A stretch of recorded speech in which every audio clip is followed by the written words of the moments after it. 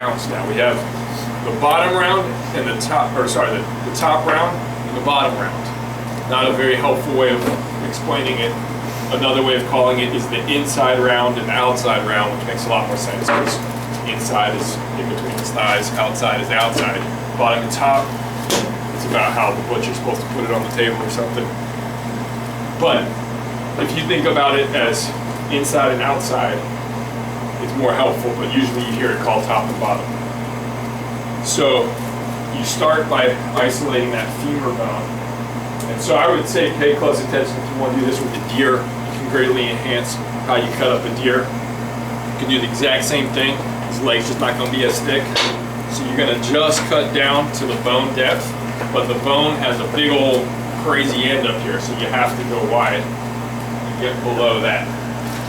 Then when you get below it, it starts to pull out, see? So now I can trim all this away. And once I get here, we're down to that connective tissue knee joint. So I'm just gonna cut straight down. I don't need to try to be careful here because we're gonna get rid of all this anyway. All this is like, you can see it. This is like top, like it's like the shape continued. So all that is tight connective joint, tendon. You know, it's not stuff that you can cook very easily. You have to really slow cook it.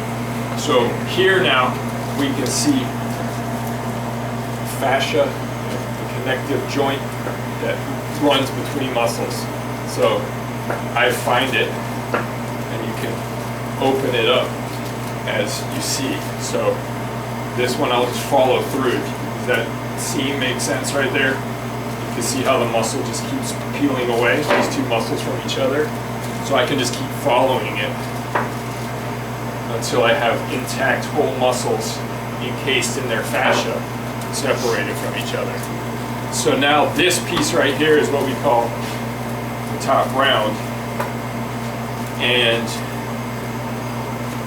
we have a few options. Again, you could treat it like a whole muscle that you could just cook until the desired temperature, slower, and then slice like ham. If it's beef or we want to, we can look at the muscle, the grain orientation, and then we can start slicing steaks out of it. So like you would have top round steak sliced across the grain here.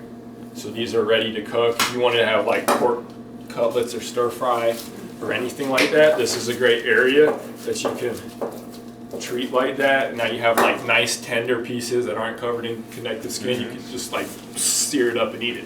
So this whole muscle grouping is all muscle that could be seen as tough, but if you appropriately butcher it, you can greatly increase the ways you can use it. So we could get into that for a long time, but my recommendation, say, is if you're ever going to cut up a lamb or a deer, that you seam these into whole groups, just these main three muscles on its back leg, and then you sear those whole muscles on a grill or in a pan or in an oven, and then you slice that roast, and then you'll have, and you leave it medium or rare, and then you have like really great steak essentially from deer, if that makes What's the sense. Do you know why, like what is cube steak?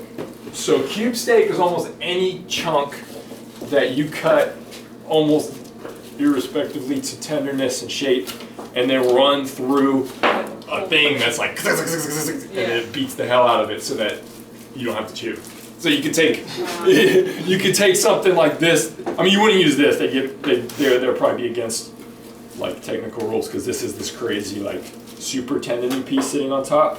But once that's done, once that's off, I could take this and cut it irrespective to grain and not even worry about this connective tissue. And I could just come here and cut like flat pieces and then drop them through my cube staker, and then it'll be like blah, blah, blah, blah, blah. So as a butcher, do you think it's like a bad thing?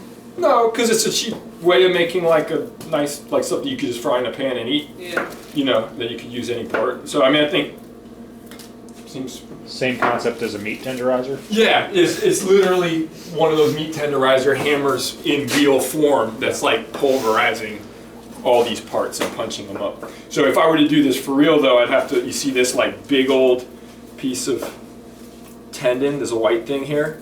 This is like crazy rubbery. So I'm gonna have to now trim it away. So all these things take like way more time if you want to do them kind of like right, you know what I mean? And you have to follow that, and then you're losing mass. And so I'd have to do the same thing over here. We got a big tendon here, so I got to get under it and trim it away. And then I'm left with a thing that you can whole cook, or you can slice into steaks, or we can do whatever we want with it now. We can cut stir fry, we can cut kebab chunks, we could cut. So you're left with a lot of choices, but you need to do this like original. Is that another lymph node? What's that thing?